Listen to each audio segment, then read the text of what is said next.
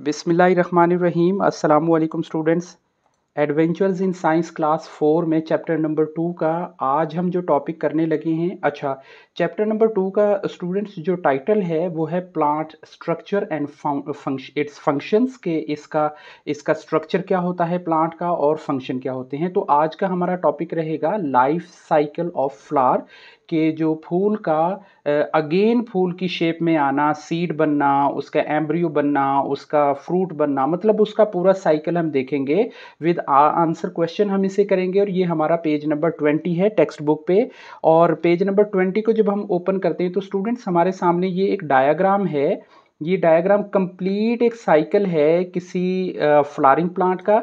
अच्छा, इससे पहले हमें ये आइडिया है कि जो प्लांट्स हैं वो मेनली टू टाइप्स में होते हैं, एक फ्लावरिंग प्लांट्स होते हैं और एक नॉन फ्लावरिंग प्लांट्स होते हैं। सो ऐसा है कि फ्लावरिंग प्लांट्स जो हैं उनमें रिप्रोडक्शन का जो अमल है वो बेसिकली सिमिलर होता है, ऑलमोस्ट एक जैसा ही होता है। खा हम किसी मैंगो ट्री की बात कर लें, खा हम किसी रोज़ की बात कर लें, खा हम किसी भी बात कर लें, मतलब सिमिलर से मतलब ये है कि डिफरेंट टाइप के जो ट्री होते हैं उनमें जो रिप्रोडक्शन का अमल है, यानी किसी फ्रूट में से सीड और सीड में से एम्ब्रियो, एम्ब्रियो में से एक पौधा और पौधे से एक बड़ा दरख्त बनने में और फिर वापस उसी फ्रूट के जो सीड है उस प्रोसेस में आने का अमल ऑलमोस्ट सिमिलर होता है। Each and every flowering plant begin as seed. सबसे मेन इंफॉर्मेशन जो हमारे सामने है कि जो स्टार्ट होता है वो एक सीड से होता है, यानी एक बीज से हो रहा होता है। जो स्प्राउट करता है यानी जो फैल जाता है या जो आगे निकल जाता है, या जिसे हम कहेंगे कि इसका मीनिंग आ जाता है टू ग्रो, स्प्रिंग आउट, या a small growth in a plant, के एक किसी पौधे के अंदर किसी छोटी ग्रोथ का हो जाना, ये स्प्राउट कहलाएगा। जब उसे अप्रोप्रिएट वार्मथ मिलती है, मतलब उसे टेम्परेचर जो है, सॉइल का जो टेम्परेचर है वो ठीक होता है, और क्या होता है उसे प्रॉपर हवा मिलती है, वाटर और सनलाइट मिल रही होती है ना। ये देखें, ये दरमियान में सन का रोल प्ले करना ये है कि यहाँ से लाइट मिल रही है, टेम्परेचर मुनासिब है, मॉइस्चराइजिंग भी है, और दूसरा सनलाइट के साथ साथ ये फिर जो फॉलोइंग प्रोसेस है ये शुरू होता है। नंबर 1 पे क्या चलता है कि ये प्रोसेस है which plant grows the seed called the germination, कि जब किसी प्लांट के अंदर कोई सीड ग्रो करता है तो उसे जर्मिनेशन कहते हैं, और वो सॉइल में करता है, अंडर द ग्राउंड करता है, उसके स्टेम लीव्स और वो जो निकल रहे होते हैं। नेक्स्ट इसके बाद जो स्टेज है स्टूडेंट्स वो है flowers, pollen is transferred into the another, वो जो क्रॉस पोलिनेशन थी या सेल्फ पोलिनेशन थी, अब वो हवा के ज़रिए हो रही है या इंसेक्ट्स के ज़रिए हो रही है, या मतलब जैसे भी है, तो उसके वो जो हम उसे मीन्स आप कह सकते हैं जिनके ज़रिए वो ट्रांसफ़र हो रहा था। और जब ये ट्रांसफ़र हो जाएगा तो फिर क्या बनेगा, ये सीड प्रोड्यूस हो जाएगा, और इसमें और ये फिर क्या होगा, डिस्पर्स हो जाएगा डिफरेंट मेथड के ज़रिए, जो हमने इससे पीछे वाली वीडियो में पेज नंबर आई थिंक वो 19 है जिसमें सीड डिस्पर्सल का टॉपिक है हमारा, उसमें हमने बड़े अच्छे से पढ़ा है।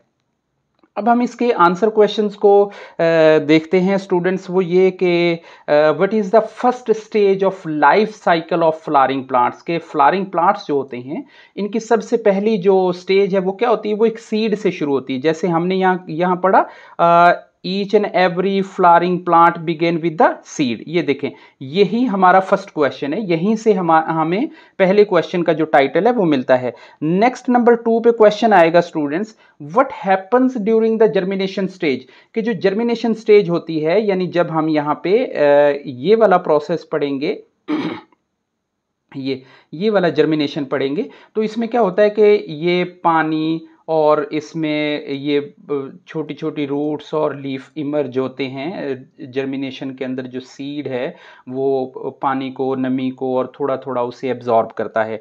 नंबर 3 पे क्वेश्चन आएगा, what is the next stage of germination, कि आफ्टर जर्मिनेशन के बाद क्या है, जो प्लांट है, वो जो टाइनी प्लांट है, अब वो क्या होगा, स्प्राउट हो जाएगा। ये देखिए, यहाँ पे एक वर्ड हमारे सामने ये मिला है जिसका मैंने आपको मीनिंग भी, हाँ यहाँ पे ये इस लाइन के नीचे रह गया, स्प्राउट हो जाता है ना, छोटा सा पौधा, ये वाली जो शक्ल है, ये वाली, ये स्प्राउट हो जाता है। अब इसके बाद नेक्स्ट क्या स्टेज आएगी, what happen during the growth of the, देखिए जब उसकी ग्रोथ हो जाएगी तो आहिस्ता आहिस्ता वो क्या करेगा, उसमें मोर लीव्स निकलेंगे, स्टेम निकलेगी और रूट्स निकलेंगी और बिकेम स्ट्रॉन्गर होता जाएगा। यानी वो आहिस्ता आहिस्ता किस तरफ, अगले सर्कल की तरफ चलता जा रहा है। नेक्स्ट नंबर 5 पे है कि ग्रोथ के बाद क्या स्टेज होगी, तो उसमें ब्यूटीफुल फ्लावर्स, जैसे वो फूल निकल रहे होते हैं ना ये वाले, उसमें क्या होगे, फिर इंसेक्ट्स जाके अटैच होंगे और फिर उसमें दोबारा से जर्मिनेशन का और पोलन्स का वो जो ग्रोथ शुरू हो जाएगी।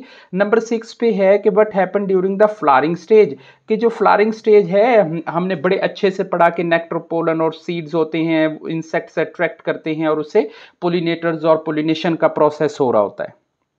नंबर 7 पे what is the final stage of recycle of the flowering, जब यहाँ पे हो जाता है तो फिर वही प्रोसेस जो सीड का जो है ना रिलीज और spread grow into the new plant के, वो फिर से नए प्रोसेस के अंदर शुरू हो जाता है। नंबर 8 पे है what does plant make seed, के जो प्लांट्स हैं उनको सीड बनाने की ज़रूरत क्यों आती है, इसे हम कहेंगे रिप्रोडक्शन के लिए आती है। और क्या आती है कि वो अच्छे तरीके से फर्टिलाइज हो सकें और अपनी प्रोडक्शन को, अपनी जनरेशन को आगे बढ़ा सकें। नेक्स्ट नंबर 9 पे है why are the flower important for the circle, कि ये फ्लावर्स इतने इंपॉर्टेंट क्यों हैं इस सर्कल के अंदर ना, यहाँ पे ये जो है इसकी इंपॉर्टेंस क्या है। इसकी इंपॉर्टेंस ये कि ये रिप्रोड्यूस करते हैं सीड्स को और इंश्योर करते हैं कि ये कॉन्टिन्यूस सर्कल रहे इसका लाइफ का। अगर यहाँ पे नहीं होगा तो देखें इसमें एंथर है, इसमें स्टेमन है, इसमें मतलब इसमें पूरे के पूरे प्लांट की जो लाइफ है वो यहाँ पे सर्वाइव कर रही होती है। नंबर 10 पे है what is the role of pollinators life circle of the plants, के पोलिनेशन का अमल जो है ये बेसिकली प्लांट्स को अलाउ करता है to reproduce the next seeds. और इसके साथ ही हमारी ये वीडियो क्लोज होती है। इंशाल्लाह नेक्स्ट वीडियो में हम चैप्टर नंबर 2 की कंप्लीट एक्सरसाइज सॉल्व करेंगे और होपफुली आपको टॉपिक समझ में आया होगा। इंशाल्लाह नेक्स्ट वीडियो में मिलेंगे, तब तक के लिए अल्लाह हाफिज़।